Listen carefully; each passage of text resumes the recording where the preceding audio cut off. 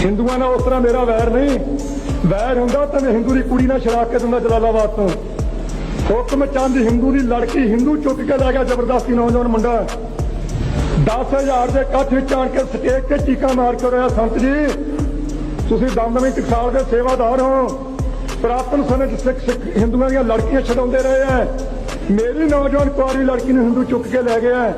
ਜੇ ਮੇਰੇ ਮਨ 'ਚ ਵਿਤਕਰਾ ਹੁੰਦਾ ਮੈਂ ਉਹਨੂੰ ਕਹਿੰਦਾ ਸਟੇਜ ਤੋੜ ਜਾ ਕੇ ਹਿੰਦੂਆਂ ਨੂੰ ਕਹਿ ਦੇ, ਪਰ ਨਹੀਂ। ਗੁਰੂ ਕਾ ਸਿੱਖ ਦਾ ਫਰਜ਼ ਆ, ਨਾਨਕ ਨਾਮ ਚੜ੍ਹਦੀ ਕਲਾ, ਤੇਰੇ ਭਾਣੇ ਸਰਬੱਤ ਦਾ ਭਲਾ, ਇਹਦੇ ਤੇ ਚੱਲੇ ਆ। ਉਹਨੂੰ ਕਿਹਾ ਕਿ ਮੈਂ 12 ਵਜੇ ਬੋਲ ਰਿਹਾ ਸਟੇਜ ਤੇ ਜਲਾਲਾਬਾਦ ਜਿਹੜਾ ਫਾਜ਼ਿਲਕਾ ਦੇ ਕੋਲ ਹੈ।